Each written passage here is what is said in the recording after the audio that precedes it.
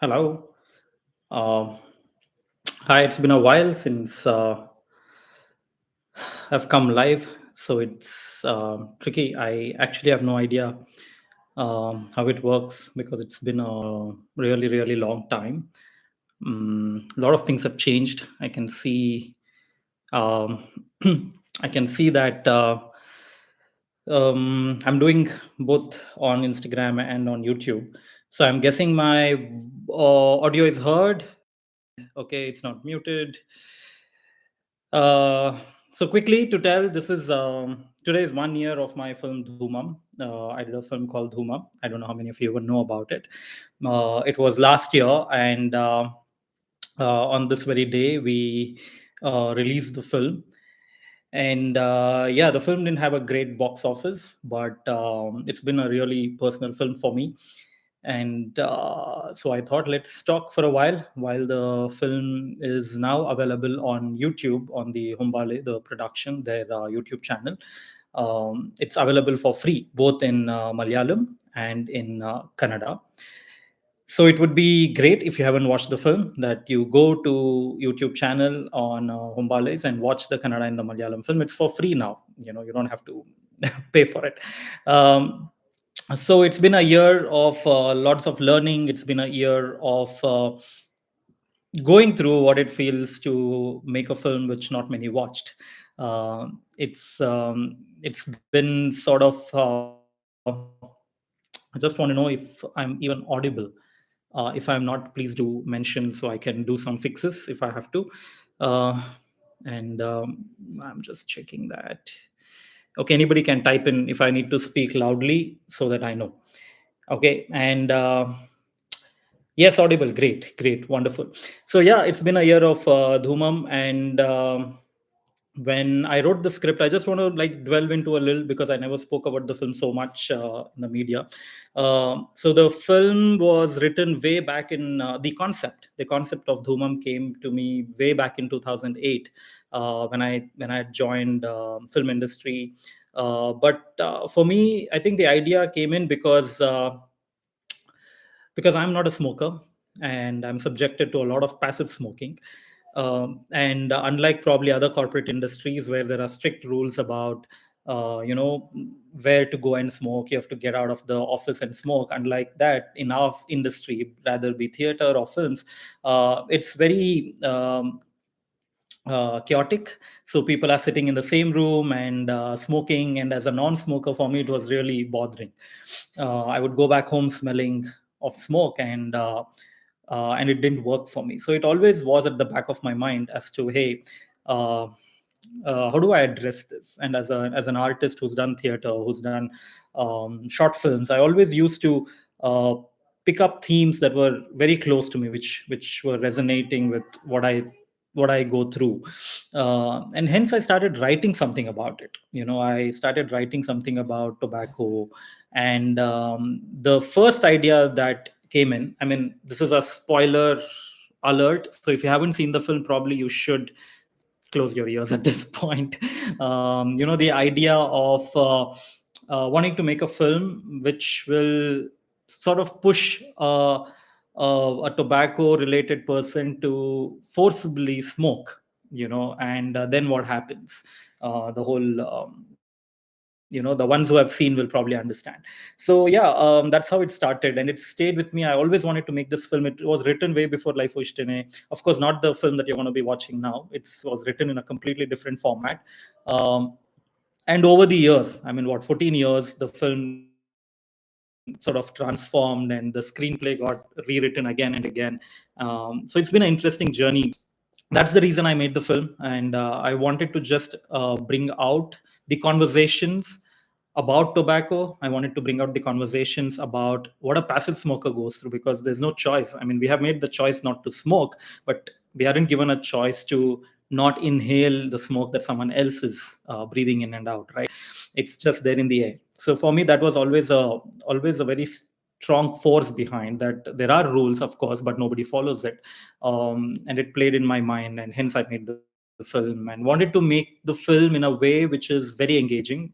The whole film is whole idea of wanting to make the film with a sort of a thriller layer to it, like a bomb and there's a chase, and was I didn't want to make a documentary. I didn't want to make a drama because I wanted the film to be more accessible. By that I mean that I wanted the film, even if they're not very interested in a certain genre, I wanted to be making it in a way that what we call as the non-urban audience who are probably used to a more popular genre of film, what is also called as a mass film.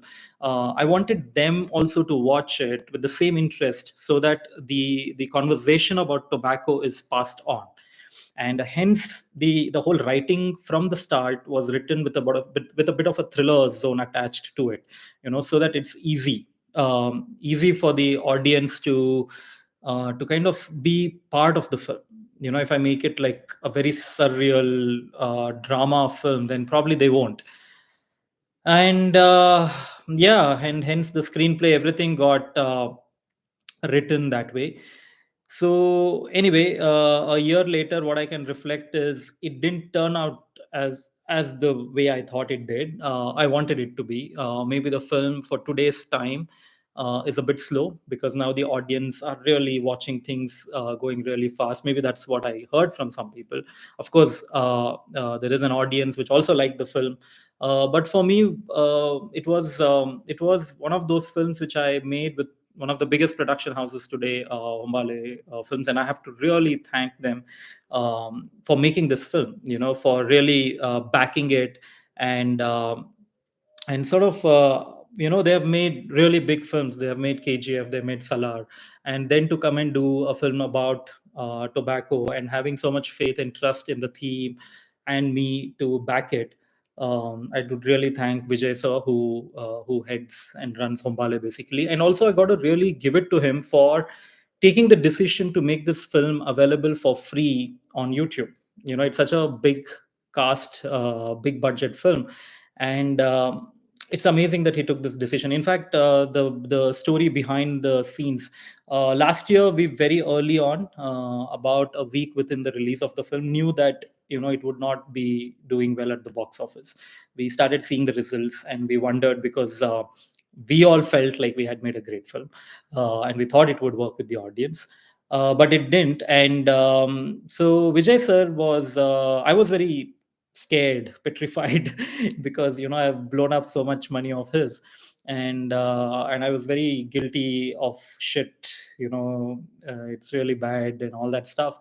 But it was very nice of him that he called us to the office, me and the rest of the team, and he was very chilled. He was very cool about it, and he said, "You know what? If no one's watching it, and there was some issue with the OTTs picking up the film as well. It's a sort of a mystery as to why this film did not land on the prominent OTTs. But he was very cool about it. He said, "You know what, Pawan? If no one's picking it up, I am proud of the film, and I'll put it up on YouTube." And I was like, "What?" Like, I was shocked because I know how expensive the film is.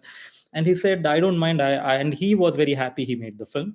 And he said, "I can put it up on YouTube, and if the legal team agrees, then we can just go ahead with it." So a year ago, I was told that he was okay putting up the film for free. And that's amazing. And only a Hombale Productions and only a Vijay sir can take such a brave decision. And he finally did. We released the film on YouTube. And it's amazing how the Malayalam version of the film is viewed by almost 18 lakh people on YouTube for free, right? So imagine 18 lakh people have actually gone and clicked on a YouTube link with the intent to watch the film. Uh, and we did no marketing. There was nothing. There was just putting up the film on YouTube and probably doing a few shots by the Hombale team, and that's it. Other than me constantly promoting it on my Instagram, because it's my film, it's my baby. Of course, I'll talk about it. Uh, but it's amazing to see that how this medium of distribution, which I have been talking for about 10, 12 years now, is suddenly alive. So now just imagine there are hundreds of films made by filmmakers. There are films which they have made it with their heart, with a big star or a non-starrer, and they want to put it out, but the process of bringing it to you, the audience, has become extremely difficult. The audience are really thinking, should I even go to the theater, should I even spend this money? And so what do they rely on? They rely on reviews. So everything somebody is talking now decides whether you're going to watch the film or not. So the somebody, a few YouTubers or few review writers, have the power to decide whether you're gonna watch the film or not, because you want to save that money, right? The ticket money, you want to save the money and the time and the travel time, everything. So so your decision is based on a couple of reviews and ratings that you see. That's very sad that we have come to this, but I understand as an audience what you are doing, because I'm sure I have done it too. So it's a world where a film that you may actually like, and I may have made the film for you, but you are deciding whether to watch it or not based on a reviewer for whom I didn't even make the film. The reviewer has his own likes and dislikes, and he's going to decide whether you're going to watch the film or not. So it's a very complex world right now. But anyway, all said and done, a year later, there are a few learnings about the film which I could only see after a couple of months. Very minute ones, but still, it's a film. And also I believe film or any art is subjective. You do something what you feel like when you're in that age and time and space, right? And how you are emotionally there, and that's what we all did. Now I feel there are 2 3 little tweaks that I would have thought, okay, if I had made those little tweaks, maybe the film would have been more accessible. By accessible, I mean that it was easy to understand. So what I did was, there are about 3 or 4 points in the film which I thought the audience can put it together and reach a conclusion. I think I shouldn't have. I think I should have underlined and explained a little more. That's what I feel now. Or maybe it is fine the way it is. I don't know. But anyway, there's no point talking about what's done and dusted. So my primary reason to do this was to, one, thank Humbale for making this available, because it's amazing for me as a creator, as someone who wrote the film and who spent years trying to mount the film. In fact, there has been, I mean, I don't know how many of you are watching this who are from 2014, 2015, because that's when I wanted to make this film in Canada, and we tried crowdfunding it. So since we are talking, I can do a little story about crowdfunding. So Lucia was crowdfunded, and nobody knew what the film Lucia is going to be. I just said, hey, I'm going to make a film called Lucia, and I didn't give out anything, no information, not even the genre. I just said it's going to be a great, amazing Kannada film. I don't know how I used to claim that, because how does anyone know it's going to be a great film before making it? But I was young and foolish and with a lot of energy. So I think I just claimed it, and sadly, strangely, and in a good way, people actually fell for it, and we crowdfunded it and we made the film. Now, what is interesting is, about 2 years later, when I said, hey, I'm going to make this film called Nicotine C10H14N2, and I so badly wanted to make it in Kannada. And I said it's going to be a film about anti-tobacco, and it's a good film to make. The society actually needs to watch something like this, and nobody backed it back then. So the crowdfunding didn't work, and it was of such budgets that I could not have made it with the kind of budget I had with Lucia. It needed more money.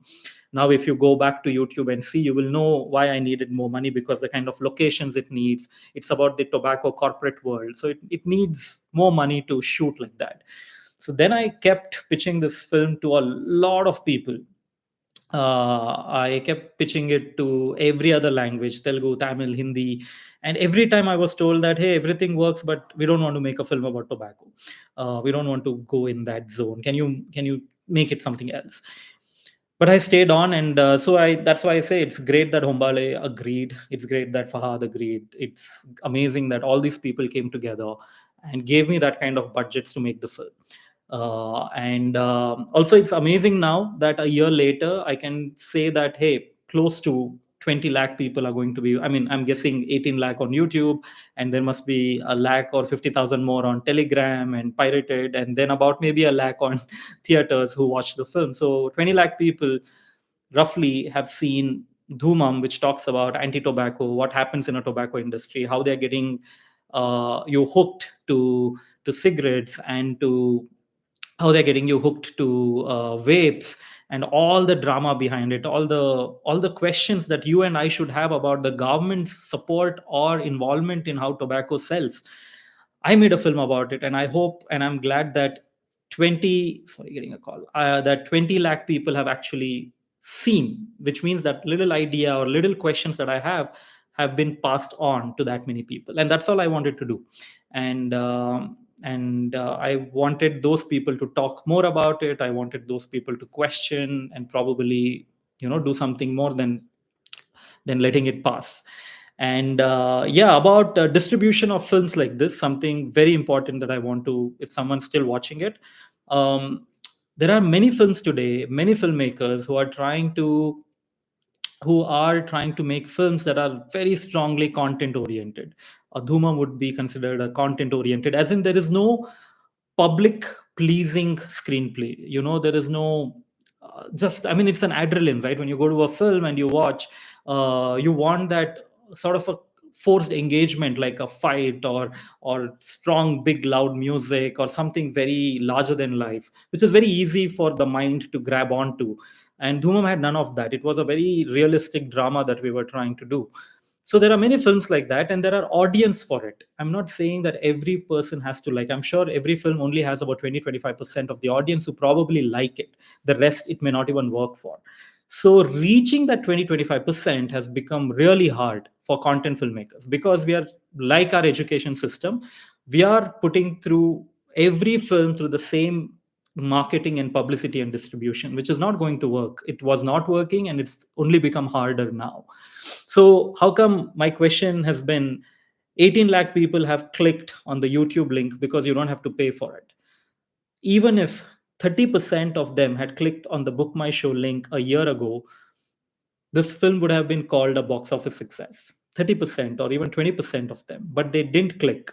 Now, what stopped them from clicking on a Book My Show link, but if they weren't stopped from clicking on a free link, is because they heard this buzz that, hey, the film is not good, right? So they decided, hey, let me not waste my money, which is fair enough. Even I do that as an audience. But I'm saying this buzz that you hear is a buzz which is made for a certain kind of films. Now, the same buzz will say something else is awesome, and you have heard it so many times, so you'll go watch it, and maybe deep down you felt, hey, you know what? I didn't like it, but I don't know why people are loving it, right? So that's you, and I'm like that. There are films which have made hundreds of crores, but it didn't work for me. It doesn't mean the film is bad. It doesn't mean I have a poor taste in film. It's just that the film that works for me is not that. But we are falling for this trap of buzz. So, and it is killing many films. I know so many films, good films, small budget, high concept films, which cannot market, which cannot create that buzz for you, but they are good for you. So try seeing films based on trailers. Try watching films based on posters. That is coming truly from the filmmaker. So that gives you an, if it tells you, hey, you know what, this looks interesting, let me go watch it, then just go watch it. Don't wait for the buzz, whether it's positive or negative, because 100 people may not like it, but that film could be made for you and you may like it. You never know. So I feel I was trying to reach out to a certain section of audience to whom the film never reached out. And I'm glad that YouTube and Hombale made it possible. And I'm glad that 20 lakh people have watched it. Now mine is fine. I was backed by Hombale, which could take the losses. It's amazing that there's such a big production house that they can make Dhoomam and put it on YouTube for free and make bigger films. It's amazing. And I was lucky to get that. But there are 1,000 more filmmakers who don't have that opportunity. And the only way you can allow these 1,000 filmmakers reach out to you is by showing your little support, by saying, hey, I'm available here, I'm available on YouTube, I'm available on an Instagram or something, and make that filmmaker feel good that, hey, you know what, theater, it doesn't work because it costs a lot to go host a film in the theaters. OTTs, which are all private companies, right? They can decide whether to host it or not, and you can't force them to do it. None of us can go and tell XYZ that, hey, you have to place our film on your on your platform. It's up to them. They can have, they may not like my t-shirt and they can say, I don't want to host your film. Right? So we can't force them to. So the most democratic way today to showcase a film is YouTube. So let the filmmaker uh, put it up on YouTube. And I've been suggesting this to many filmmakers, and I think they will start doing it. I just got off a phone with a Kannada filmmaker who's made a great film, which I in fact promoted it a couple of months ago. And of course, it didn't have a great theatrical run. No OTTs are buying it, but it's a good film. It's such a good film that I very rarely come out and promote a film off late, and I did do that because I loved the film. And I just told him that, hey, listen, go on YouTube, put up the film, and just leave a QR code, a GPay, a UPI QR code, and tell the audience that if you like the film, just make a payment, make it $50, make it $100, whatever, 20 rupees if you want. Just do a GPay so that the filmmaker knows that you watched the film and you've paid him some money, because film is expensive. Even that little budget film, which is so good, cost him 30 lakh. Now, how does he recover the 30 lakh? Right? So imagine 18 lakh, right? I'm just saying Dhoomam Malayalam was seen by 18 lakh people. Now, if 18 lakh people just had scanned and given 100 bucks, 18 crores, and imagine what I can do with 18 crores later. So now we didn't do that. Humbale doesn't need a QR code, and but there are a lot of independent filmmakers who need it. So I think very soon there's going to be a wave of films that will come out on YouTube for free. And I'm telling these to filmmakers that just place a QR code and tell them that, hey, if you pay, I can go ahead and make another film.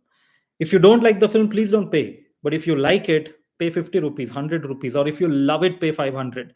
Because by doing that, you're enabling the filmmaker to go and do more films and not fall into the trap of what works for theater, what works for OTTs, you're just enabling a filmmaker to do that. So go ahead and use the system. And now all I can say is, since the links are free, the YouTube links of Kannada and Malayalam, openly share it. Let more people watch. It's an anti-tobacco film. Whether it's good or bad, let them decide. Just say that, hey, here is a free film. It has Fahad Fazil. So, and let them watch it. I wanted to talk more about the ending of the film, and have a more detailed discussion as a cinema enthusiast, for film buffs. If you want to discuss something, we can, probably you guys can leave a DM. If there's enough demand for it, I can come back on another session another day. And for people who have watched the film, we can dissect it just to learn, nothing else. Just to learn why I made something. I can tell you what I felt. I think I could have done it differently. The ending, many people have a huge question about the ending.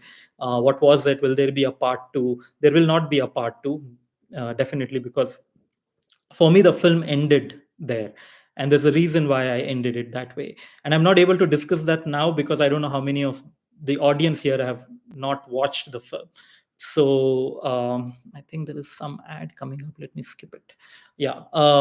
So we can do that session later. I want to discuss a couple of things.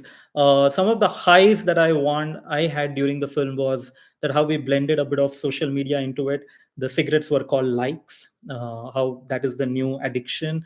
The vapes were called share, because all the things that we are now asking is to like and share, like I just did, that please share my film.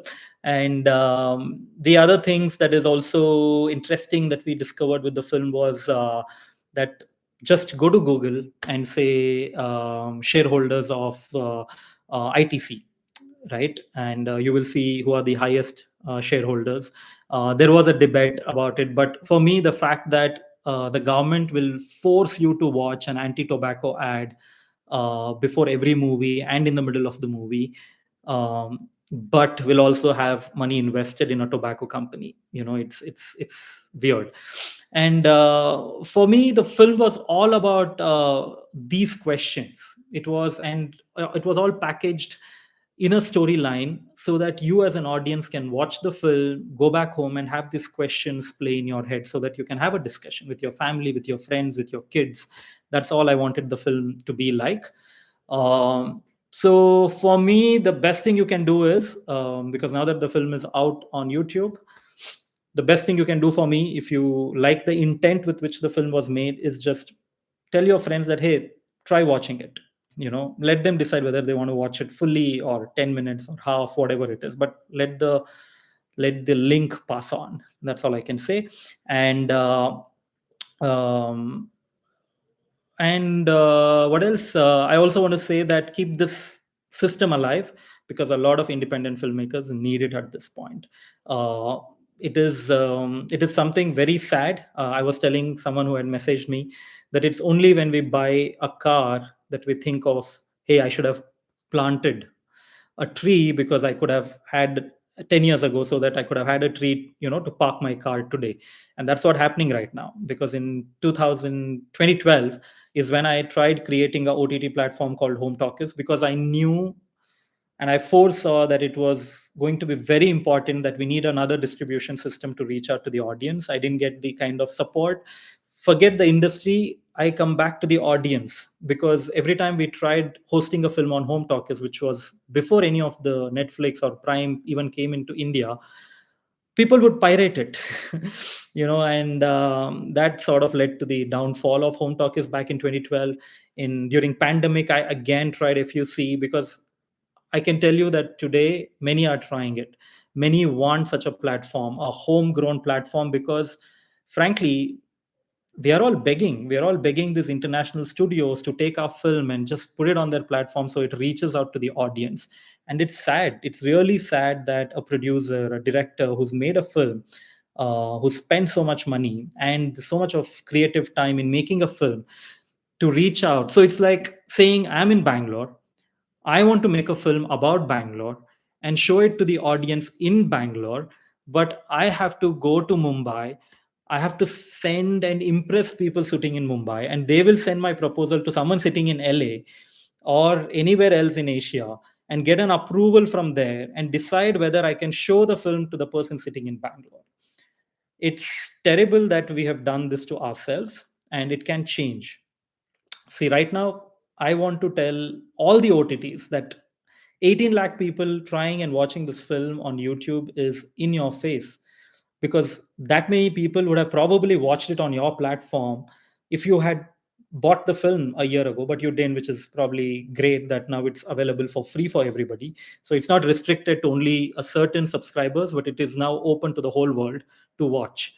Now let's make this happen to every other filmmaker. Give him the freedom to make a film and directly reach out to you, instead of pitching it to 10 people and begging them to make it happen. You, the audience, have the power to accept or reject a film, and let the filmmaker face it directly from you. Why do you want a studio executive sitting somewhere make the decision for them, right? So I hope more films are supported. And like I said, if they display a QR code, uh, just scan and show them your support. It costs you nothing. Watch the film. The entire family can watch the film on YouTube, 5 6 people, and pay $50. It's nothing, right? The popcorns are more expensive. So disrupt the system, make the audience more powerful, make them the decision makers. You are the audience, make yourself the decision maker. And there's a lot of clutter in the market, because everybody is trying to play this game of, how do I impress a studio executive so that he can buy my film and put it up there, so I can recover the money that I've spent on making the film. Break that clutter. Very soon, I have just motivated a Kannada filmmaker to do it. I shall talk about it as soon as he posts the film. Let's show our support to him when it comes out. Let's make this Kannada film work and set an example, right? Set an example, so that all those 100, 200 films which are right now just sitting in hard drives without knowing how to bring it to you, they all get an opportunity to reach out. And always remember that when you pay for a film, you're enabling the filmmaker to make more films. So maybe you didn't like this one, but you like the filmmaker's skills. He will go back and do something better. I mean, don't you remember, as a student, as someone who used to write exams, not that you were acing every exam, not that you were acing every test, but you would learn something from it and do better in the next one, or you do something different. So filmmaking is a very expensive art form. and it requires the audience to show their backing, to show their support, and that can only happen by recovering the cost of investment so that the filmmaker goes and does more and more films. And I'm not talking about this for myself, because I don't know when I'm going to make my next film. I'm talking about this for a flood of films which are going to come on YouTube, because everyone's watching. When Dhoomam came out and they realized, hey, 18 lakh people watched it, there are people who are waking up to the idea that instead of buying and begging every other person, sending out proposals, there will be, I know this Kannada filmmaker who probably can't speak English, but he's forced to create a PDF document in English and go pitch it to every other OTT platform in Mumbai or in Chennai and speak their language and say, hey, please, my film is good. Why do you want to do this? Now imagine yourself or your son or your daughter or your brother who's good at making films, but is not good at going and proposing something at a studio. You would cry seeing him go through it. Trust me, you would, because we know family and friends who are doing that. So the best thing is, do your good karma. When you watch a filmmaker trying his best to do an independent film with an independent voice, not trying to play the market to do popular genre and please you with things, just show your support. Say, hey, I didn't like the film, but here is my $100 so that you make something better. That should be your attitude. And that's about it. Thank you for watching it for so long. I didn't think I would talk for 30 minutes, but we will talk about Dhoomam if I probably get a lot of DMs, or probably not. I mean, even if there are 10 people, I would like to do that maybe another day, where we will talk about the film in detail and say how it was. And to once or watching ಕನ್ನಡದಲ್ಲಿ, S, ಕನ್ನಡದಲ್ಲಿ ಬಂದಿದೆ cinema. ನಾನು ಈ ಸಿನಿಮಾನ ಕನ್ನಡದಲ್ಲಿ ಮಾಡಬೇಕು ಅಂತ ತುಂಬ ಇಷ್ಟ ಆಯಿತು ನನಗೆ. ಬಟ್ ನನಗೆ ಬೇಕಾದಂಥ ಬಡ್ಜೆಟ್ ಅದೆಲ್ಲನೂ ನನಗೆ ಸಿಕ್ಕಿದ್ದು ಮಲಯಾಳಮಲ್ಲಿ ಮಾಡ್ತೀನಿ ಅಂದಾಗ ಮಾತ್ರನೇ. ಅದಕ್ಕಿಂತ ಮುಂಚೆ ಕನ್ನಡದಲ್ಲಿ ಮಾಡ್ತೀನಿ ಅಂತ ನಾನು ಅನೌನ್ಸ್ ಮಾಡಿದಾಗ ಯಾವ ನಟಾನು ನನಗೆ ಸಿಗ್ಲಿಲ್ಲ, ಅಥವಾ ಆ ಥರ ಬಡ್ಜೆಟ್ ಕೂಡ ಸಿಗ್ಲಿಲ್ಲ. ಅದರ್ವೈಸ್ ನೀವು ಸಿನಿಮಾ ನೋಡಿದ್ರೆ, ದ ಫಿಲ್ಮ್ ಮಲಯಾಳಮಲ್ಲಿ ಇರೋ ಸಿನಿಮಾ ಕೂಡ ಬೆಂಗಳೂರಲ್ಲೇ ಪ್ಲೇಸ್ ಆಗಿರೋದು. It's unfortunate. ಆ್ಯಂಡ್ ಹೋಪ್ಫುಲಿ ನಾವು ಮುಂದೆ ಒಂದು ಸಿಸ್ಟಮ್ನ ಬಿಲ್ಡ್ ಮಾಡಿದ್ರೆ, ಯಾವ ಥರದ್ದು ಅಂದರೆ, ನಾವು ಯಾರದೇ ಥರ ಹೊಸೊಬ್ರನ್ನ ನಟರ ಥರ ತೊಗೋಬೋದು. ಸಿನಿಮಾ ಮಾಡಿದಾಗ ನಮಗೆ ಡೈರೆಕ್ಟಾಗಿ ಯೂಟ್ಯೂಬಲ್ಲಿ ರಿಲೀಸ್ ಮಾಡ್ಬೋದು. ಆಗ ನಾವು ಖರ್ಚು ಮಾಡಿರೋಂಥ ದುಡ್ಡು ನಮಗೆ ನೋಡ್ತಿರೋ ಆಡಿಯನ್ಸಿಂದ ಸಿಗತ್ತೆ ಅನ್ನೋದಾದರೆ, ತುಂಬ ಒಳ್ಳೆ ಸಿನಿಮಾಗಳು ನಿಮಗೆ ತಲುಪುವಾಗ ಆಗತ್ತೆ. ತುಂಬ ಸಿನಿಮಾ ಆಲ್ರೆಡಿ ರೆಡಿ ಆಗಿರೋದೇ ನಿಮಗೆ ತಲುಪತ್ತೆ. ಸೊ ನಾನು ಇಂಗ್ಲೀಷಲ್ಲಿ ಇಷ್ಟೊತ್ತು ಅದನ್ನೇ ಹೇಳ್ತಾ ಇದ್ದೆ. ದಯವಿಟ್ಟು ಅಂಥದಕ್ಕೆ ಸಪೋರ್ಟ್ ಮಾಡಿ, ಮುಂದೆ ಒಳ್ಳೆ ಸಿನಿಮಾಗಳು ಡೈರೆಕ್ಟಾಗಿ ನಿಮಗೆ ಬರೋ ಥರ ಆಗಲಿ ಅಂತೀನಿ ಅಷ್ಟೇ. ತುಂಬ ಜನ ದ್ವಿತ್ವ ಬಗ್ಗೆ ಕೇಳ್ತಾ ಇದ್ದಾರೆ. ಅದು ನನಗೂ ಗೊತ್ತಿಲ್ಲ ಏನಾಗುತ್ತೆ ಅಂತ. ಮುಂದೆ ಬಂದಾಗ ನೋಡೋಣ. ಅಲ್ಲಿವರೆಗೂ ಇಟ್ಸ್ ದೇರ್ ಅಷ್ಟೇ. Thank you, and thank you for watching. I shall sign off. See you everyone. Thank you and bye.